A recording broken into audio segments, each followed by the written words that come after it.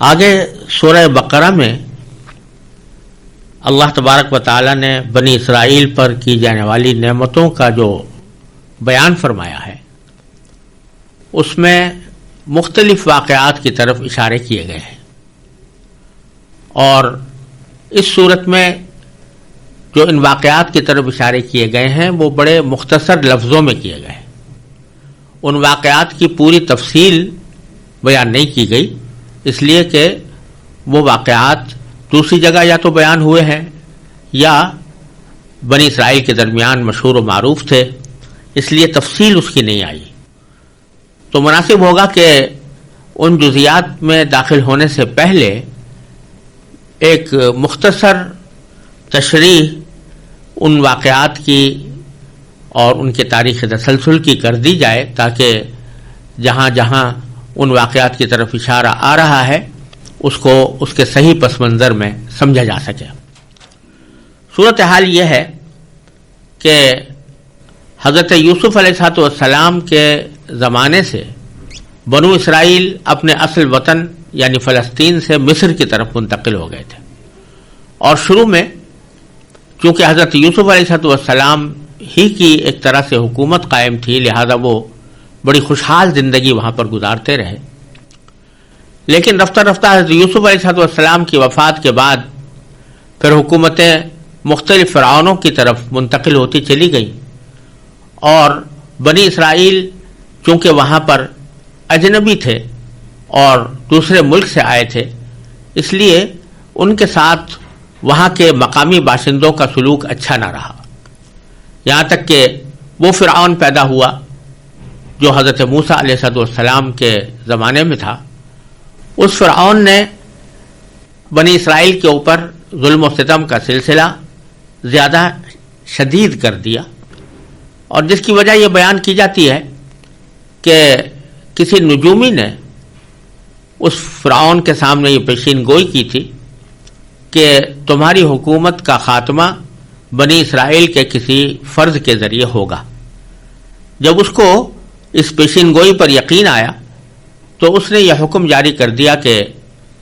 بنی اسرائیل میں جو بھی کوئی بچہ پیدا ہو اس کو قتل کر دیا جائے، اور لڑکی اگر پیدا ہو تو اس کو زندہ رکھا جائے، کیونکہ پیشین گوئی میں لڑکی کا ذکر نہیں تھا بلکہ لڑکے کا ذکر تھا، اور لڑکیوں سے خدمت لینے کا فائدہ اٹھایا جا سکتا تھا، اس واسطے انہوں نے یہ حکم جاری کیا کہ لڑکوں کو قتل کیا جائے اور لڑکیوں کو زندہ رکھا جائے۔ اللہ تبارک و تعالیٰ کا کرنا ایسا ہوا کہ حضرت موسیٰ علیہ السلام جب پیدا ہوئے تو ان کی والدہ نے فرعون کے اس ظلم سے بچانے کے لیے ان کو دریائے نیل میں ڈال دیا اللہ تعالیٰ کے حکم سے، جس کی تفصیل سورہ قصص میں آئی ہے اور سورہ طٰہٰ میں بھی آئی ہے۔ تو وہ حضرت موسیٰ علیہ السلام کا تابوت جس میں وہ رکھے گئے تھے وہ رفتہ رفتہ فرعون کے محل میں پہنچا، اور فرعون نے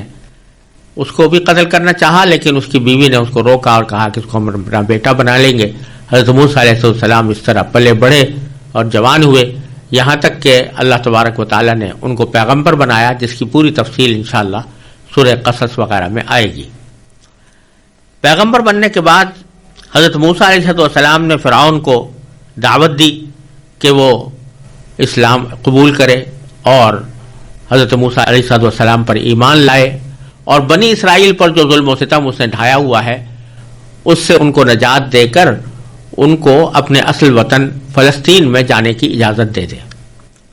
لیکن فرعون اس کو نہ مانا، اور بالآخر اللہ تبارک و تعالی نے فرعون کو غرق کر دیا، اور بنی اسرائیل بحر احمر کو عبور کر کے صحرائے سینا میں داخل ہو گئے۔ جب وہاں داخل ہوئے تو چونکہ صحرائے سینا میں تھے، پانی نہیں تھا،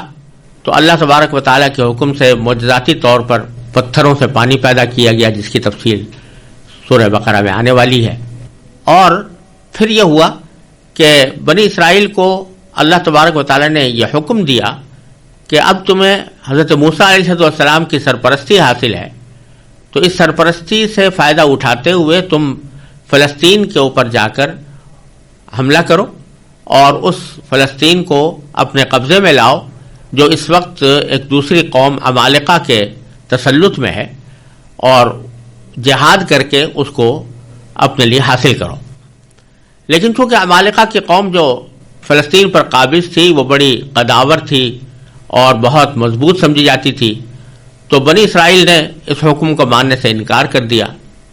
اور کہا کہ ہم اتنی بڑی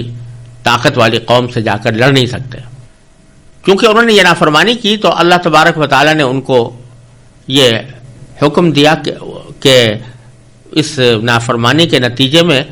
وہ اسی صحرائے سینا میں مدت دراز تک گھومتے پھرتے رہیں گے اور ان کو یہاں سے نکلنا نصیب نہیں ہوگا. یہ اگرچہ ان کے اوپر سزا جاری کی گئی، لیکن حضرت موسیٰ علیہ السلام کی برکت سے اور اس بنا پر کہ اللہ تبارک و تعالیٰ بنی اسرائیل کو نوازنا چاہتے تھے، اس صحرائے سینا کی جلاوطنی کہہ لیجئے یا اس کی آوارہ گردی کہہ لیجئے، اس دوران بھی اللہ تبارک و تعالیٰ نے ان کو اپنی مختلف نعمتوں سے نوازا. ان کی بھوک کا علاج یہ کیا کہ من و سلوہ نازل کیا، اور من و سلوہ یہ تھا کہ بٹیریں ان کے پاس ہر وقت موجود رہتی تھیں جس کو وہ کھا کر اپنی بھوک مٹا سکتے تھے. نیز وہاں پر کوئی ایسی پیداوار اللہ تعالیٰ نے پیدا فرما دی تھی جو ان کی بھوک کا مداوع کرتی تھی. اسی دوران اللہ تبارک و تعالیٰ نے ان کو یہ بھی حکم دیا کہ اب ہم تمہارے اوپر ایک کتاب نازل کرنے والے ہیں. وہ کتاب ایسی ہوگی جس میں تمہاری زندگی کے لیے احکام ہوں گے،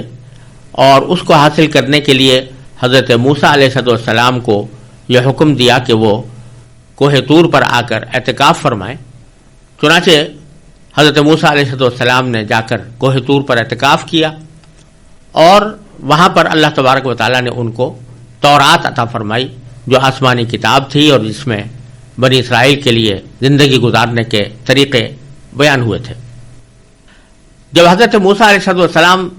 اس مقصد کے تحت کوہ طور پر قیام فرما تھے،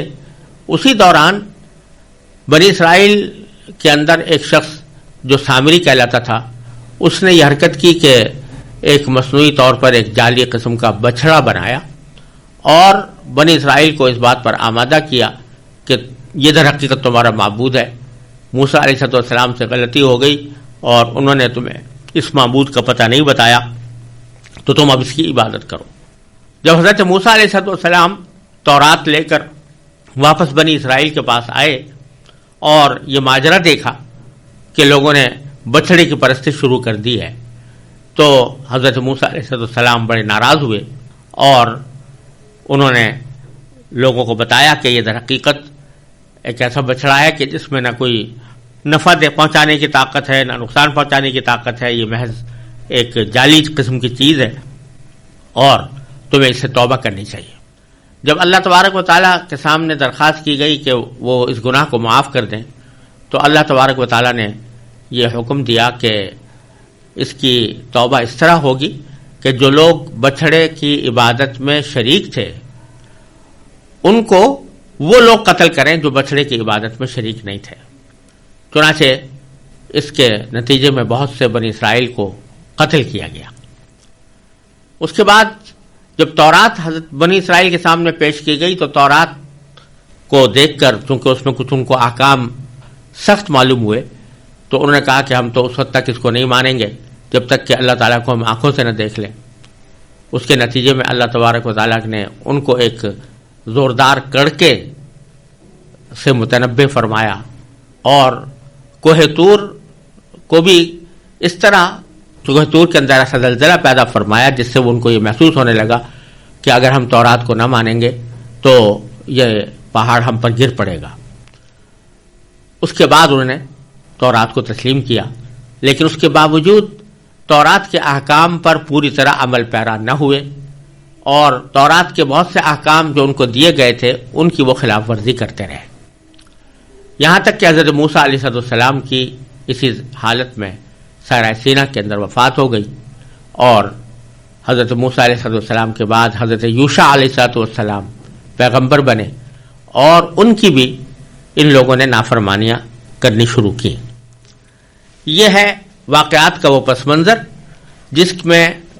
سورہ بقرہ کی آنے والی آیتیں نازل ہو رہی ہیں اور ان واقعات کے مختلف پہلوؤں کے اوپر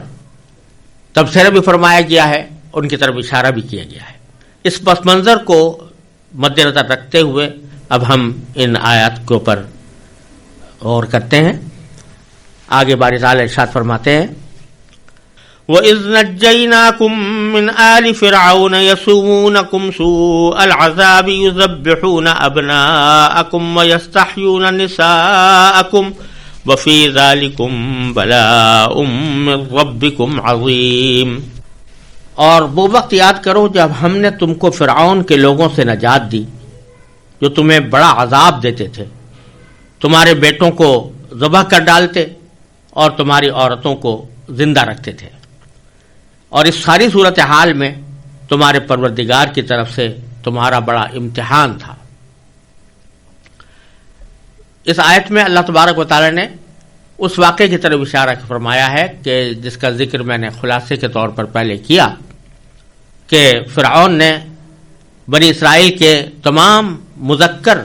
بیٹوں کو ذبح کرنے کا حکم دیا تھا، اس خطرے سے کہ کہیں ان میں سے کوئی ایسا نہ ہو جو میری سلطنت کو تباہ کر دے۔ البتہ عورتوں کو وہ ضرور زندہ رکھتے تھے تاکہ ان سے خدمت لی جا سکے۔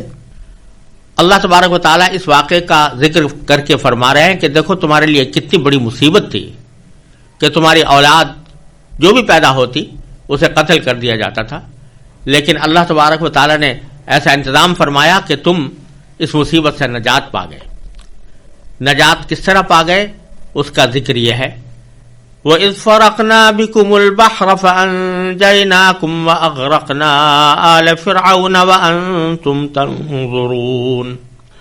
اور یاد کرو جب ہم نے تمہاری خاطر سمندر کو پھاڑ ڈالا تھا، چنانچہ تم سب کو بچا لیا تھا اور فرعون کے لوگوں کو غرق کر ڈالا تھا